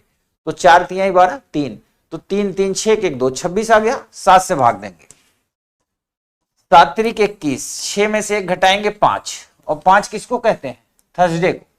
यानी 10 अप्रैल 1913 को थर्सडे था, बृहस्पतिवार था। ये आपने कर लिया होगा अच्छी तरीके से। अब एक जगह आपको प्रॉब्लम आएगी, वो प्रॉब्लम कहां पर आएगी, अब देखते हैं। अब ये मैं सब कुछ हटा रहा हूं। आज आपने नोटिस किया होगा कि हम लोगों ने जो भी क्लास में ये 2 डेट फाइंड किया, 15 अगस्त 1947 और ये 10 अप्रैल 1913, यानी आज की तारीख का हमने फाइंड नहीं किया। उसका कारण है कि जब कैलेंडर हम फाइंड करते हैं तो यूपीएससी 300 ईयर के सराउंडिंग पूछता है। 300 ईयर का मतलब 1800 से लेकर 1899, 1900 से लेकर 1999 और 2000 से लेकर के 2099 तक। ऐसा यूपीएससी क्यों करता है कि जिसको तरीका पता हो वो भी आंसर कर ले और जिसके पास समझ हो वह भी आंसर कर ले, ऐसा करते हैं। तो पहले मैं आपको सिंपल में वो समझा देता हूं जो यूपीएससी के लिए इंपॉर्टेंट है, फिर जब एक दो टॉपिक हो जाएंगे तो मैं आपको वो भी बता दूंगा कि आप किसी भी वर्ष के, किसी भी ईयर के, किसी भी महीने का कभी भी आप फाइंड कर लेंगे। तो आज इंपॉर्टेंट है, पहले हम यूपीएससी लेवल का सीखें। अब आप ये नोटिस करिए, ये हमने 3 चार्ट बना दिया। ये है 1800 से लेके 1899, ये है 1900 से लेके 1999, और ये है 2000 से लेकर के 2099। ये 3 सेंचुरी हमने बोर्ड पे लिख दिया है। आपको याद होगा, आप अभी तक हम लोगों ने यहां से 2 डेट फाइंड किया है। यहां पे क्या करते थे, तारीख लेंगे, मंथ का कोड लेंगे, लास्ट 2 डिजिट ऑफ ईयर लेंगे, यानी वर्ष के अंतिम 2 लेंगे, अंतिम 2 अंक को 4 से भाग देंगे, जो भागफल यानी क्वोशंट आएगा वो लेंगे, सबको जोड़ देंगे। जोड़ने के बाद 7 से भाग देते हैं। भाग देने के बाद जो शेषफल आता है, शेषफल मतलब रिमाइंडर, जो शेषफल आता है वही क्या होता है, दिन होता है यहां पर। अब आप ध्यान से देखिए, आप में से जो लोग क्लास ले रहे हैं, आप में से मैक्सिमम लोगों का बर्थ इस वाली सेंचुरी में हुआ होगा, है ना। और जो ये बीच वाली सेंचुरी, इसमें आपके मदर फादर का बर्थ हुआ होगा, याद करने का तरीका है। और जो ये वाली सेंचुरी है, इसमें आपके दादाजी का बर्थ हुआ होगा, या आपके पापा के दादाजी का हुआ होगा, या आपके दादा टू द पावर 10 का बर्थ हुआ होगा, पर किसी न किसी बुजुर्ग का हुआ होगा। याद करने का तरीका है। तो हमारे देश में बुजुर्गों को सम्मान देने की परंपरा है। तो जब इस सेंचुरी का कुछ भी निकालें तो लास्ट में जितना भी शेष आए उसमें +2 कर देंगे तो क्या आ जाएगा, दिन आ जाएगा। और ये आपके मम्मी पापा की सेंचुरी है, इसमें कुछ करने की जरूरत नहीं है। वही तारीख लेंगे, महीने का कोड लेंगे, वर्ष के अंतिम 2 अंक लेंगे, अंतिम 2 अंक को 4 से भाग देंगे, जो भागफल आएगा वो लेंगे, सबको जोड़ेंगे, सब जगह वही करेंगे। 7 से भाग देंगे, जो शेषफल आएगा उसमें +2 कर देंगे, जो दिन आएगा वो यहां होगा। इस वाले में अगर ये सेंचुरी होगी तो जो शेषफल होगा वही दिन होगा। और ये जो सेंचुरी है आपकी सेंचुरी है, और ये कोरोना सेंचुरी भी है, आपको पता ही है कोरोना सेंचुरी है। तो इसको याद करने का तरीका है, तो हम यहां क्या करेंगे, जो शेष आएगा उसमें से 1 घटा देंगे, जो आएगा वो क्या हो जाएगा, दिन हो जाएगा। अभी उदाहरण देके भी सिखा देता हूं, लेकिन आप इसको याद कैसे करेंगे, याद कर लीजिए, याद करना ज्यादा इंपॉर्टेंट है, कल भी क्लास होगी। दादाजी को +2, मम्मी पापा को कुछ नहीं, और कोरोना सेंचुरी को क्या कर देंगे, -1। याद कर लीजिए, दादाजी को +2, मम्मी पापा को कुछ नहीं, और नेक्स्ट जनरेशन -1। ठीक है, ये बन जाएगा। आज की तारीख लेते हैं, आज की तारीख निकालते हैं। आज है 19 दिसंबर 2023। आइए सिद्ध करके देखते हैं कि आज की तारीख फाइंड होती है कि नहीं। तो सबसे पहले हमने 19 ले लिया, दिसंबर का कोड होता है 6, अंतिम 2 अंक 23, 4 से भाग देंगे तो भागफल क्या होगा, 5, जोड़ दो, 5 3 8, 8 6 14 और 9 23, 2 1 3 2 5, कितना आ गया, 53। 53 को हम 7 से भाग देंगे, 7 7 49, 3 आया। अब ध्यान से देखिएगा, ये जो सेंचुरी है ये कोरोना सेंचुरी है, तो मैंने लिखा है ना शेष में से 1 घटाएंगे तो दिन आएगा। 3 में से 1 घटा देंगे तो क्या आ जाएगा, 2, और 2 किसको कहते हैं,